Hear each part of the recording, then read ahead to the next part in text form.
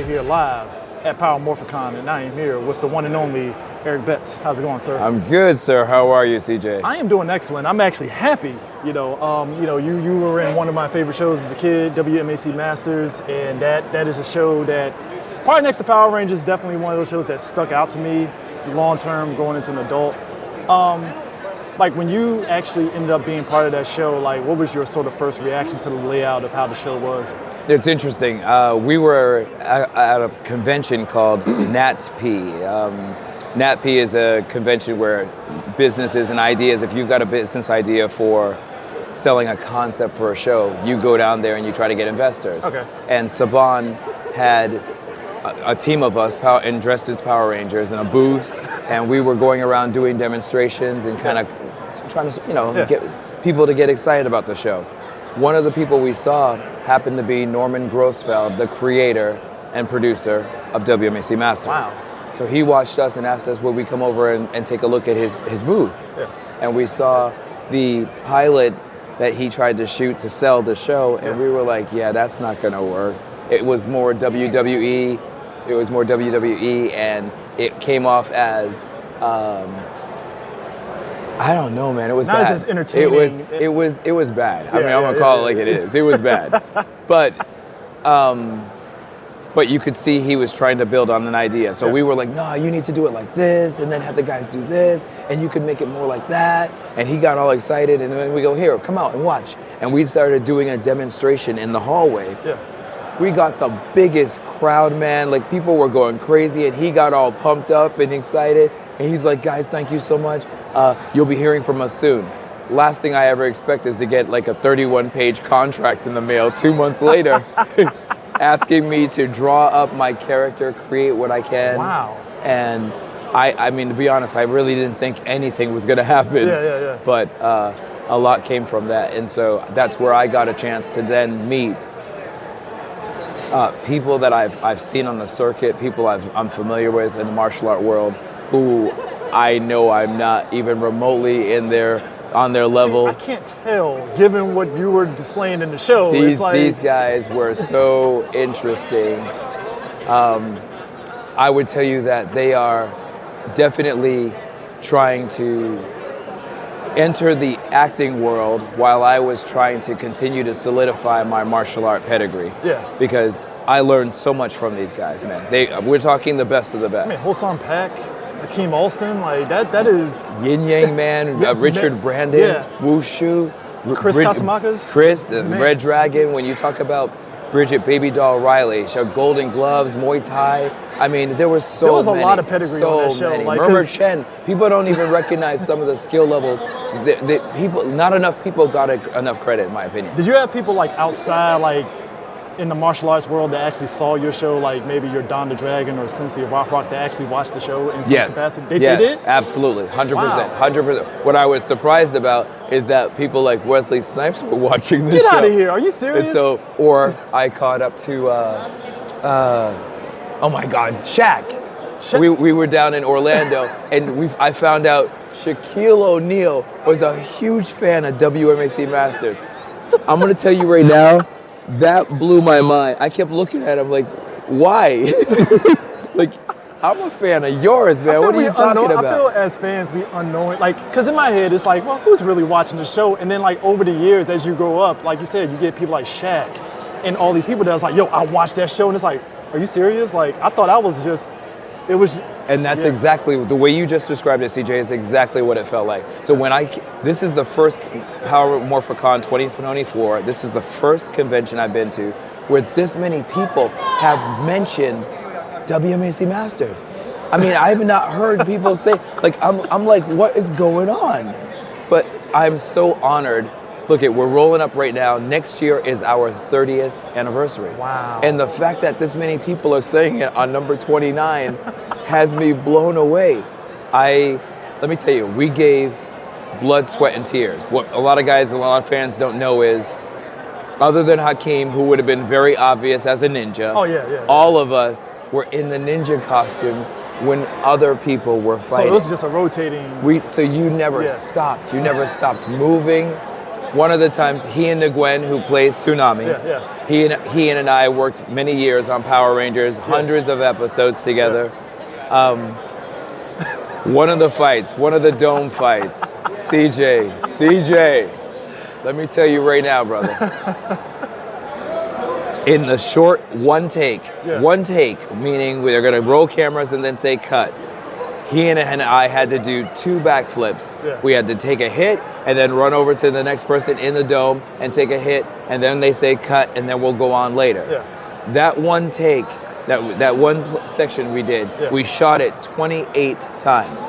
28 times 2 backflips.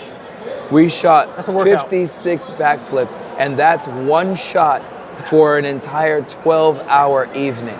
That's just one thing, and you still have 12 hours to go. I'm telling you, my hands were trembling, our bodies were shaking. What was really awesome was the producers knew how difficult this was, and they could see we were giving it our all. They gave us a Burke Williams massage for like $200 or $300 to go just like we were done. Just dude. relax. It was even the set medic was like, this is like they're pushing themselves big time. So it was crazy, man. I broke my hip and thigh on the show. I can imagine a lot of injuries. I had an injury, and it was pretty extreme. I was told at the hospital that I had an 85% chance of dying. I developed what's called a hematoma, a huge blood clot. And the doctor said, there's no way I'm going to be able to remove it all. And he wanted to let me know, I don't expect that you're going to get off my table. And he told the producers, he told my mother, my agent, and myself. And so I started saying goodbye to people because I thought I wasn't going to get up at that table. And so it just shows you, whether I was in the hospital or whether anybody else was, we were all, honest to God, that show, we gave it all. Oh no, I can tell. Like we gave it all, man. Top to bottom, every episode. Like my favorite parts of those episodes is literally like the dome fights, and also sort of the freestyle fights where they have to to beat the ninjas for the points and stuff. I actually enjoy that because it's like you can feel the intensity. And rapid fire and stuff. It's like boom, boom, boom, boom, boom. So I actually like that flow of it. But like coming off of Power Rangers doing stunts, like how was the vibe on that? So what was interesting is, to be completely honest with you, I moved out from Boston to be an actor, not to do stunts. I didn't know that there was anything called stunt person. As far as I knew, Evel Knievel was a stunt person, but you knew his name, you saw his face, he did his own stunts. So that's not a thing. You're an actor. Your name will be known, your face will be seen. That wasn't the case. And so and so what it meant to be an actor didn't mean anything to me. So anybody can read the lines. I mean, come on. Who doesn't? And so I wasn't understanding the layers involved and the motivation involved and the subtext involved. That meant nothing. So I spent all my time really learning how to move and do what you do. So at the end of the day, the idea then is I would find myself going to auditions where I couldn't find myself, and so the idea is at the end of the day, I would find I'd go to these auditions and I realized I didn't like people seeing my face. I didn't like being exposed. And so I didn't realize how self-conscious I was. And so it worked for me to be in the helmet, it worked for me to be in prosthetics, it worked for me to not be seen. WMAC Masters was me seen. And so in between WMAC Masters and Power Rangers, I did American Gladiators. It was my first exposure. If you ever go There's so many crossovers between those 3 shows, unknowingly, because I watched the American Gladiator documentary on Netflix, and I've seen some of the people, I was like, you were in Power Rangers and it's wild how much crossover and all that stuff was. A lot of people came out of Power Rangers, but going back to American Gladiators, if you watch that on YouTube, listen to my voice today, I'm telling you, it was like someone had their hands around my throat. I used to play the red and green. I was super I tried to look cool about it. But I'm telling you, I felt like I was being choked. Yeah. I was so scared that everyone now knows who I am. Yeah. And so we've had people like Bryan Cranston, who plays Breaking Bad, come out of Power Rangers. Yeah. He was the voice of 2 of the characters. A lot of people don't know that. Yeah. You know, and so a lot of people came out of Power Rangers. Yeah. A lot of great experiences. One of the things that stuck out to me was how you were talking about how like a lot of us that cosplay, you know, it's just the the difference in years between what we have on and what you had on. It's like a marketed difference. Like, is that still stunning to you? Like just seeing that and just being like, man, what could have been? I mean, I know you told me that, but you like, just said it perfect. Yeah. What could have been? Yeah. You gave me chills just now, man, because I've seen your costume. Yeah. I've seen the costumes of a lot of other cosplayers walking around here, and I will tell you, you can see that the same blood, sweat, and tears that we put into the show, you guys are putting into your outfits. Yeah. How you take care of them, the threads. We had the original costumes. The shoes, the boots were falling apart. Because you're getting it from Japan, basically. Yeah. That's why I forgot who I interviewed. I don't know if it was I think it was Walter Jones that we were talking about. He was mentioning the same thing. Like, yeah, we were getting the suits from stickers Japan. on the stickers on the morpher would be peeling off.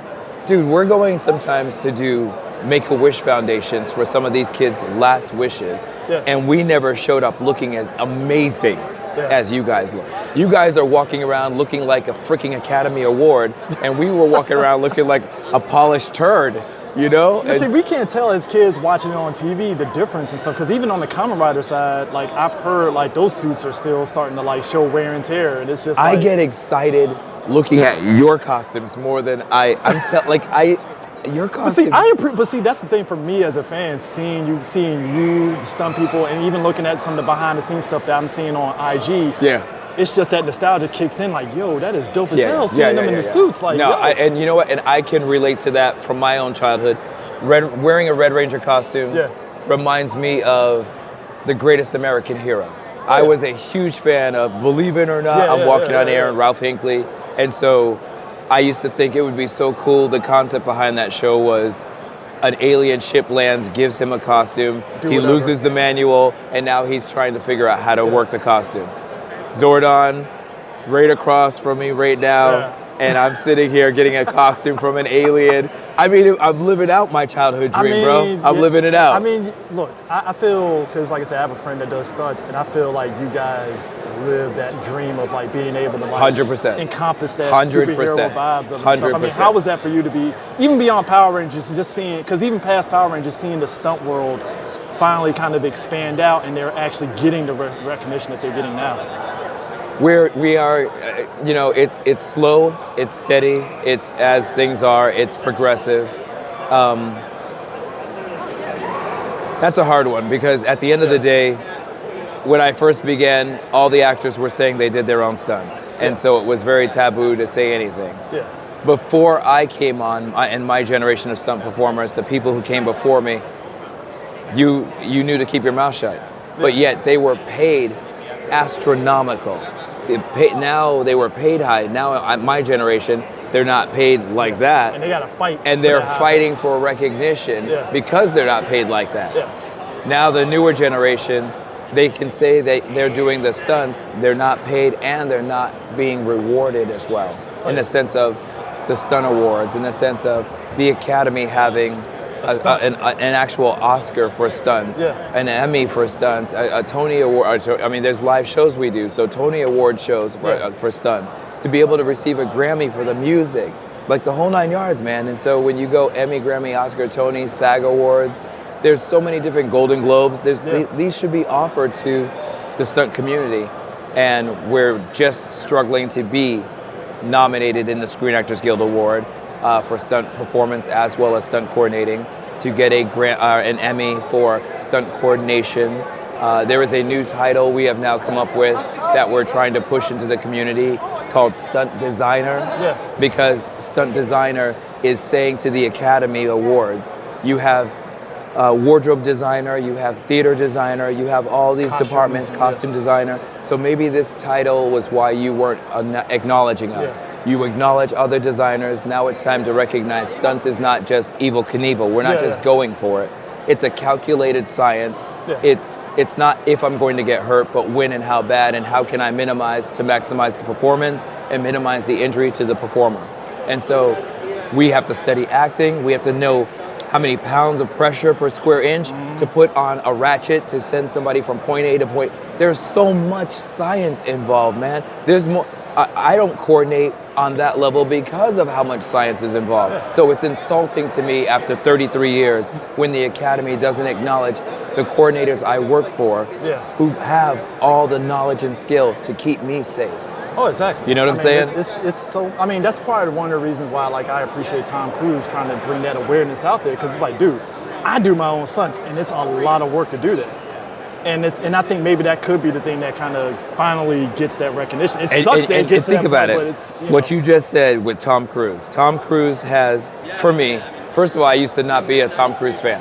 Oh, no, trust me, that's everybody. I'm saying it right here. I used to not be a Tom Cruise fan. But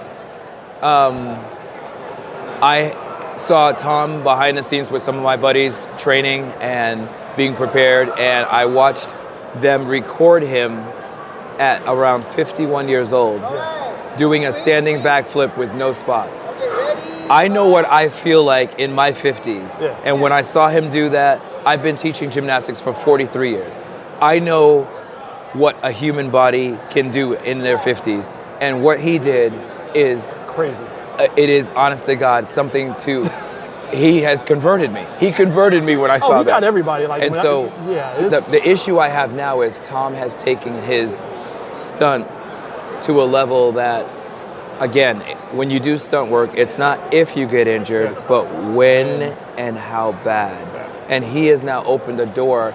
Like, I actually pray for Tom Cruise, man. Oh, no, trust me. Because I'm telling you, the guy has taken it to a place where this is gonna be bad when it does happen. The last Mission Impossible movie, all the stuff I heard, I'm like, yo, like it's like basically how much can you really go before it's like, at this point, are you just gonna like just jump out of a plane with no parachute at this stage? That's what it feels like. Right, you know? And you're not too far off. And like I said, my concern is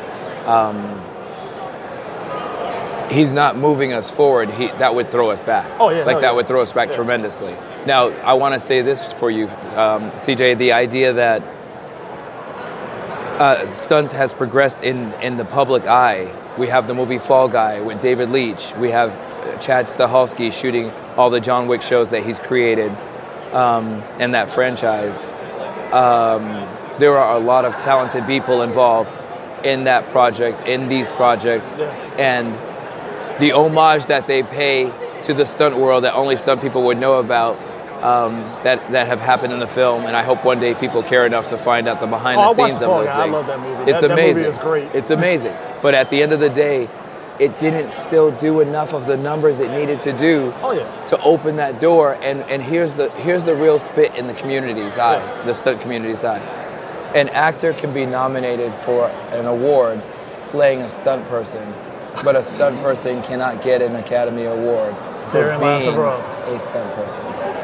And that's hurtful. Oh, no, it's actually hurtful, man. So I'm hoping that whatever happened between the Academy and the stunt world can be put behind them, because I'm assuming this is something personal, because it just doesn't make sense. You know? Yeah, but I appreciate you taking the time, man. Because CJ, I appreciate the first you, time I saw you here and just nerding out with you, it was just great. And just seeing how candid you were, like, oh man, I love it. Like I'm always appreciative. Like, I know everybody, all the celebs and guests here, they're very like excited seeing everybody just dress up. So like you being part of something that I watched as a kid, it was just great being able to like just nerd out. I'll tell you this. This is what I would want to say to all of your listeners. I grew up in Boston. There's an old group back in the day called New Edition, and I grew up in that neighborhood of Roxbury. Super poor neighborhood, ghetto, the whole 9 yards. Had a single family household, couldn't afford to go to gymnastics classes or martial art classes. I now train Olympic gold medalists for both fields. That's crazy. And that's surreal, that's unimaginable. And you go, how did that happen? It happens because you don't have to have the environment, you don't have to have the money, you don't have to have the teachers, you don't have to have any of these things. What you have to have is a dream that you believe in. Now you can achieve it, and end of story. It is so hard to believe that. I want you guys to think about this though, for those that are listening right now. All right. Somebody bought a car, someone bought a car of a specific color. The second they got that car, you start seeing that car everywhere. That car was always around, but now you're seeing it everywhere and you're like, wow, there it is again, there it is again. It was always there. And so the things that you're looking for to make your dreams come true are all around you all the time. You just have to be ready and open and available to receive it. Yeah. The second you are, that's when you achieve it. Cool. Well, I appreciate you taking the time to talk. CJ, brother. All right. Thank you, Thanks, man. Thanks.